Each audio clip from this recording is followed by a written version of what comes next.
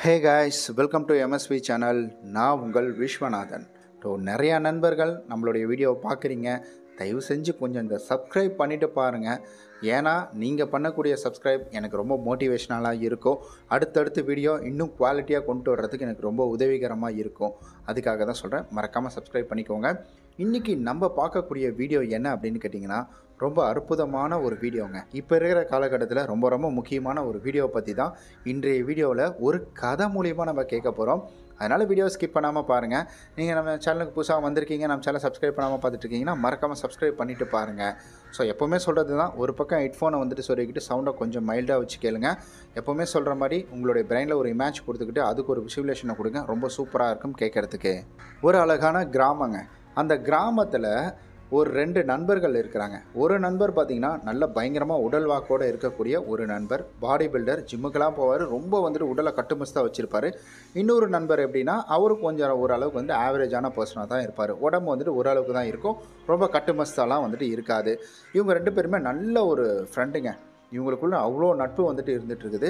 இவங்க ஒரு பிஸ்னஸ் பண்ணிகிட்ருக்காங்க. அதாவது அங்கே ஊருக்குள்ளேயே பார்த்திங்கன்னா ஒரு வியாபாரம் பண்ணுறது, காட்டுக்குள்ளே போயிட்டு ஏதாவது பொருள் கிடைக்குது இல்லைங்களா, விறகு இல்லை ஏதாவது பழங்கள் கிடைக்குது, இல்லை ஏதாவது விலங்குகளை வேட்டையாடுறது, இது போன்ற விஷயங்கள் எடுத்துகிட்டு ஊருக்குள்ளே விற்கிற வேலையை பார்த்துட்டு இவங்க நல்ல வருமானம் அப்படின்றத எடுத்துட்டாங்க.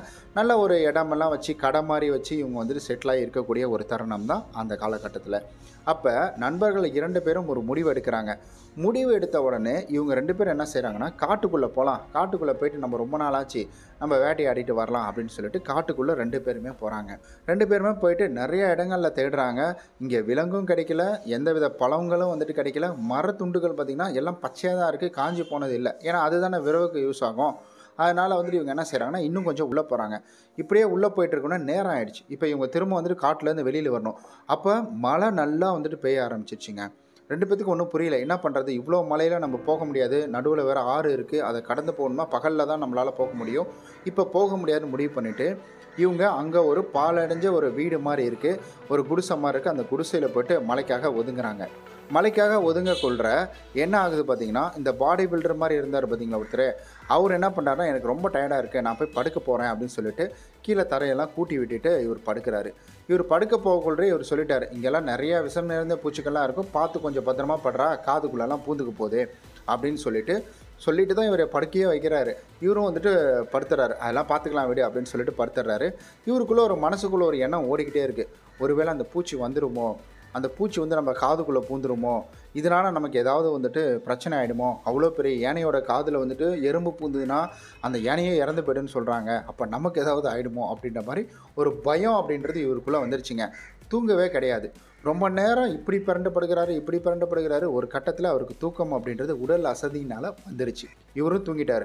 திடீர்னு பாதி நேரத்தில் இவர் வீர்னு ஒரு கத்த ஆரம்பிக்கிறார். என்ன ஏதுன்னு சொல்லிட்டு பக்கத்தில் இருக்க நண்பர் உடையாந்து பார்க்குறாரு. என்ன ஆச்சு, ஏன் அப்படி கத்துற, ஏதோ கெட்ட கனவு கண்டி அப்படின்னு கேட்க, இல்லை என் காதுக்குள்ளே ஏதோ போயிடுச்சு, எனக்கு ஒரு மாதிரி வலிக்குது என் காது அப்படின்னு சொல்லிட்டு இவர் புலம்ப ஆரம்பிச்சிட்டாரு. இவரும் பார்க்குறாரு, ஏதோ இருக்கிற மாதிரி தெரியுது, ஆனால் அதை எடுக்க ட்ரை பண்ணுறாரு, முடியல. அப்போ இந்த காட்டுக்குள்ளே நிறையா விஷம் நிறைந்த பூச்சிகள்லாம் இருக்கும். அப்போ நம்ம இங்கேயே இருந்தோம்னா ஏதாவது ஆபத்தாகிறதுக்கு வாய்ப்பு இருக்குது. அதனால் நம்ம என்ன செய்யலாம்னா, நம்ம இங்கேருந்து போயிடலாம் அப்படின்னு சொல்லிட்டு இந்த நார்மலாக இருக்கக்கூடிய ஃப்ரெண்டு சொல்கிறாரு. அப்போ இதை கேட்ட அந்த பாடி பில்டரு, நம்ம உடனே போயாகணும், என்ன பண்ணணும்னு தெரியாது, நம்ம போயிடலாம் வா அப்படின்னு சொல்லிட்டு இவங்க என்ன பண்ணுறாங்கன்னா, அந்த இடத்துல இருந்து ரொம்ப வேகமாக கிளம்பி ஊருக்குள்ளே வந்துடுறாங்க. ஒரு வழியாக ஊருக்குள்ளே வராங்க. ஊரில் பார்த்திங்கன்னா பகலும், அதாவது விடிஞ்சுடிச்சு. இவங்க ஊருக்குள்ளே வந்தோடனே வைத்தியரை போய் பார்க்குறாங்க. அவங்கள போய் பார்க்குறாங்க, இவங்கள போய் பார்க்குறாங்க. இது எடுக்க முடியல, இது ரொம்ப உள்ளே போயிடுச்சு, இதை எடுக்கவே முடியாது, இது என்ன பண்ணுறதுன்னு தெரியல அப்படின்னு சொல்ல, இப்படியே நாட்கள் பார்த்திங்கன்னா போய்கிட்டே இருக்குது. இந்த பாடி பில்டராக இருந்தவர் என்ன ஆகிறாரு பார்த்திங்கன்னா, இருக்க ஒல்லியாகிக்கிட்டே போகிறாரு. இவர் நான் இதுக்கு மேலே என்ன ஆகுன்னே தெரியாது, நான் இதுக்கு மேலே இறந்துடுவேன் அப்படின்னு இவர் சொல்லி அப்படியே ஒரு மாதிரி உடல் மெலிஞ்சு போயிட்டார். புலம்புறாரு, ஒரு மாதிரி எனக்கு எதுவுமே இது இனி எதுவுமே நடக்காது, என்னால் தப்பிக்க முடியாது, நான் இறக்க போகிறேன் அப்படின்ற மாதிரி எல்லா டைம்லேயுமே பேச ஆரம்பிக்கிறாரு. இதை பார்த்த நண்பருக்கு ஒன்றுமே புரியல. இன்னொருத்தருக்கு அவர் என்ன பண்ணுறாருனா, எப்படியாவது இவனை காப்பாற்றி ஆகணுமே அப்படின்னு சொல்லிட்டு இவர் என்ன செய்கிறாருனா, இவர் வேற ஒரு ஊரில் இருப்பாங்க பார்த்திங்களா, பக்கத்து ஊரில் இருக்கிறவங்க இல்லை வேறு ரொம்ப தூரம் தள்ளி இருக்கிறவங்க வண்டி கட்டிகிட்டு போய்ட்டு எல்லாத்தையுமே கூட்டிகிட்டு பார்க்குறாரு. ஒன்று கூட இவருக்கு சரியே ஆகலைங்க.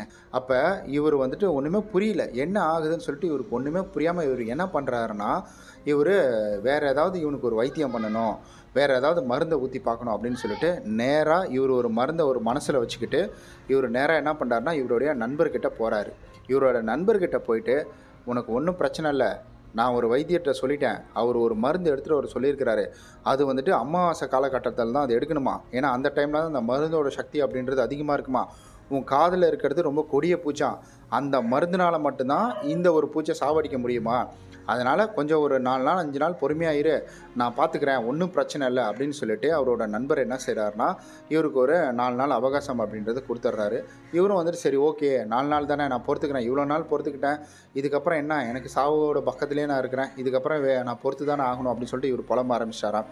அப்புறமேட்டுக்கு ஒரு பிரச்சனையும் இல்லை, அதெல்லாம் ஒரு மேட்ரும் கிடையாது அப்படின்னு பேசிட்டு இவர் வீட்டை விட்டு வெளியில் வந்துட்டு என்ன பண்ணுறாருனா அவங்க அம்மா கிட்ட வந்து சொல்கிறாராம், அவனுக்குலாம் ஒன்றும் இல்லைம்மா, அந்த பூச்சி தான், அது கொஞ்சம் விஷம் நிறைஞ்ச பூச்சி தான், அது ஒன்றும் பிரச்சனை இல்லை, அது கடிக்காதான், காதுக்குள்ளே பூச்சினா எதையும் கடிக்காதான், அது என்ன செய்யும்னா காதுக்குள்ளே இந்த பக்கம் அந்த பக்கம் வலி தெரியாமல் சுற்றிக்கிட்டே இருக்குமா, அதனால தான்மா அவனுக்கு அப்படி இருக்குது, அது ஒன்றும் பிரச்சனை இல்லை, நான் ஒரு வைத்தியரை பார்த்தேன், அந்த வைத்தியர் இந்த பச்சளை மருந்தை வந்துட்டு பறிச்சுட்டு வர சொன்னார், அது அமாவாசை டைமில் தான் பறிக்கணுமாமா அப்படின்னு சொல்லிட்டு, அது போட்டால் இவன் பழைய மாதிரி ஏஞ்சி உக்காந்துருவாமா, அதெல்லாம் ஒரு விஷயமே கிடையாதுமா அப்படின்னு சொல்லிட்டு இவருடைய தாயிடம் வந்துட்டு இவர் சொல்கிறாரு. இதை வந்துட்டு இவர் நண்பர் கேட்குறாரு, அதாவது பாடி பில்டரோட இருக்கிறாரு பார்த்தீங்களா, அவர் கேட்குறாரு. அவர் கேட்டுட்டு அந்த இடத்துல அவருக்கு ஒரு நிம்மதி பெருமூச்சு வருது. அப்பா எப்படியோ இதுக்கான மருந்தை கண்டுபிடிச்சிட்டான், நம்ம எப்படியும் தப்பிச்சிருவோம் அப்படின்ற வந்துட்டு ஒரு நிம்மதி பெருமூச்சு. ஒரு 4 நாள் கழிச்சு அமாவாசை வருது. அந்த நேரத்தில் இவர் என்ன செய்கிறாருனா அந்த வந்துட்டு காதுக்குள்ளே அந்த பச்சைலையை பறிச்சுட்டு வந்து அந்த காதுக்குள்ளே வந்துட்டு அந்த இலையை புழிஞ்சு விடுறாருங்க. புழிஞ்சு விட்ட உடனே கொஞ்ச நேரத்தில் இவருக்கு வந்துட்டு கொஞ்சம் கொஞ்சமாக நல்லாக ஆரம்பிக்குது. அப்பயும் இவர் என்ன சொல்கிறார், லைட்டாக அந்த இடத்துல ஒரு மாதிரி இருக்குது அப்படின்னு வந்து சொல்கிறாரு. அப்போ என்ன ஆகுதுன்னா அந்த காதுக்குள்ளே போனால் தண்ணி திரும்ப வெளியில் வரணும் இல்லைங்களா, அப்போ என்ன பண்ணுறாருனா இவருடைய ஃப்ரெண்டு தலையை இப்படி சாயின்னு சொல்லிட்டு கையில் வச்சு இப்படி சாய்க்கிறாரு. கையில் வச்சு சாய்ச்ச உடனே அவர் கையில் பார்த்திங்கன்னா அந்த பூச்சாகப்பட்டது இறந்து போய் வந்திருக்குது. இதை பார்த்து அவரோட நண்பர் பயில்வானுக்கு அப்படியே அளவில்லா சந்தோஷம், எப்படியோ நான் அதிலிருந்து தப்பிச்சிட்டேன், என்னை காப்பாற்றிட்டேன், நீ தானே என் உயிர் நண்பன் அப்படின்னு சொல்லிட்டு கட்டி பிடிச்சிட்டு இவர் வந்து பாராட்ட ஆரம்பிச்சிட்டாராம். உடனே வந்துட்டு இவர் ஒன்றும் பிரச்சனை இல்லைடா, அதான் நான் இருக்கிறேன்ல, நான் பார்த்துக்கிறேன் அப்படின்னு சொல்லிட்டு இவர் என்ன செய்கிறாருனா அந்த இடத்துலேருந்து வெளியில் போய்டுறாராம். அப்புறமேட்டுக்கு அவங்க அம்மா வந்துட்டு கேட்குறாராம், ரொம்ப நன்றிப்பா, நீ வந்துட்டு என் பிள்ளையை காப்பாற்றிட்ட அப்படின்னு சொல்லி கேட்கக்கூட, விஷப்பூச்சியிடமிருந்து என் பிள்ளையை காப்பாற்றிட்ட அப்படின்னு வந்துட்டு அவங்க அம்மா சொல்கிறாங்களாம்.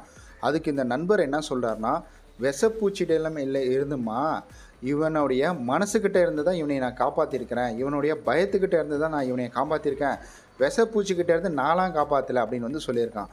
என்னப்பா சொல்கிற, ஒன்றுமே புரியலன்னு அம்மா கேட்குறாங்க. அதுக்கு வந்துட்டு இவன் என்ன சொல்கிறான்னா, இவன் காதில் இருந்த பூச்சி அடுத்த நாள் நம்ம நிறையா வைத்தியர்களை கூட்டிகிட்டு வந்து மருந்து விட்டா இல்லைங்களா, அடுத்த நாளே வெளியில் வந்து செத்துருச்சு. நான் இறந்து கிடந்த பூச்சியை நான் பார்த்தேன். நான் இவன் காதுக்குள்ளே இருந்து வந்ததுக்கான அந்த ஈரத்தடம் அப்படின்றது இருந்துச்சு, நான் அந்த பூச்சியும் பார்த்தேன், பச்சளை மருந்தோடைய கலர் அப்படின்றது இருந்துச்சு. இவனுக்குள்ளே இருக்கிறது இப்போ பயம், பதட்டம், நமக்கு ஏதாவது ஆகிடுமோ, கெட்டது நடந்துருமோ அப்படின்ற ஒரு பதட்டத்தில் தான் இவன் இது மாதிரி வந்துட்டு பயந்துக்கிட்டு இருக்கிறான். அப்போ நான் ஒரு விஷயம் முடிவு பண்ணேன், இங்கே பரவ பூச்சி வெளியில் வந்துருச்சுன்னா அவன் எப்படி நம்ப மாட்டான். அதனால் நான் என்ன செஞ்சேன்னா, நான் வந்துட்டு ஒரு டைம் அப்படின்றது அவனுக்குள்ளே கொடுத்தேன், நம்பிக்கையை அவனுக்குள்ளே கொடுத்தேன். இவனுக்கு ஒன்றும் ஆகாது, இதை சரி பண்ணக்கூடிய மருந்து இருக்குது அப்படின்ற ஒரு நம்பிக்கையை கொடுத்துட்டு ஒரு 4 நாள் அவனை அதை பற்றியே யோசிக்க வச்சேன். நமக்கு சரியாயிடும், அவன் தான் மருந்து எடுத்துகிட்டு வரான், சரியாயிடும் அப்படின்ற ஒரு விஷயத்தை யோசிக்க வச்சுட்டேன். அதற்கு அடுத்தது நார்மலான ஒரு பச்சளையை எடுத்துகிட்டு வந்து அவன் காதில் பிழிஞ்சு விட்டு ஏற்கனவே வெளியில் செத்து கிடந்த ஒரு வந்துட்டு பூச்சி எடுத்துகிட்டு வந்து அவனுடைய கண் முன்னாடி காமிச்சேன். இப்போ அவனை பொறுத்த வரைக்கும் அவனுக்குள்ளே இருந்த மருந்தை, அதாவது பூச்சை இந்த மருந்து தான் எடுத்தது அப்படின்ட்டு அவனுக்குள்ளே ஒரு நம்பிக்கை வந்துருச்சு. இனி அவன் தேறிடுவாமா அப்படின்னு வந்துட்டு சொல்லிவிட்டு அந்த இடத்துலேருந்து அவருடைய இன்னொரு நண்பர் வீட்டுக்கு கிளம்பி அவரு போயிடுறாருங்க. இந்த கதை நமக்கு என்ன சொல்ல வருது அப்படின்றத நான் இப்போ சொல்கிறேன். புரிஞ்சவங்க கமெண்டில் சொல்லிவிடுங்க.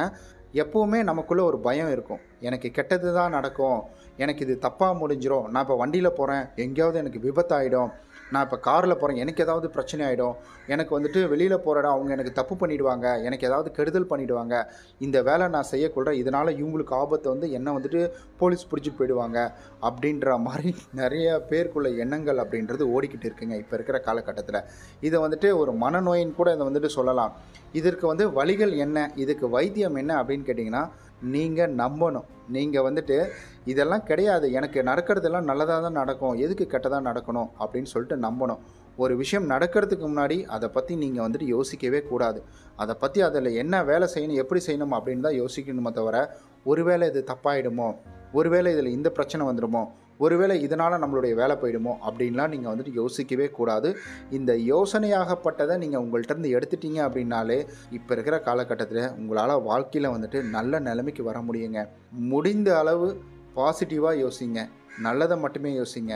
நடக்க போகிறத நம்மளால் மாற்றவே முடியாது. ஆனால் நமக்குள்ளே இருக்கிற விஷயத்த இது நல்லதாக தான் நடக்கும் அப்படின்ற ஒரு நம்பிக்கையை நம்மளால் வந்துட்டு கொண்டு வர முடியும். இது உங்களுடைய உடல் ஆரோக்கியத்தை வந்துட்டு நிச்சயம் மேம்படுத்துங்க. ஏன்னா மனசில் நீங்கள் ஏதாவது ஒரு வந்துட்டு விஷயத்தை போட்டு புழுங்கிக்கிட்டே இருந்தீங்கன்னா நிச்சயம் அது உங்களுக்கு மிகப்பெரிய ஒரு வியாதியாக மாறிடும். இதை சொல்கிறதுக்காக தான் இந்த வீடியோவை நான் மேக் பண்ணேன். இந்த வீடியோ பிடிச்சிருந்தால் ஒரு லைக் கொடுத்துருங்க. யாருக்கு இந்த வீடியோவை ஷேர் பண்ணணும்னு நினைக்கிறீங்களோ அவங்களுக்கு இந்த வீடியோ ஷேர் பண்ணி கொடுத்துருங்க. உங்களுடைய கருத்துக்களையும் கமெண்டில் சொல்லிடுங்க. நம்ம நாளைக்கு இது போல் ஒரு சூப்பரான ஒரு வீடியோவில் சந்திக்கலாம். ஒன்ஸ் அகேன் இவ்வளோ தூரம் பார்த்துட்டீங்க, தயவு செஞ்சு ஒரு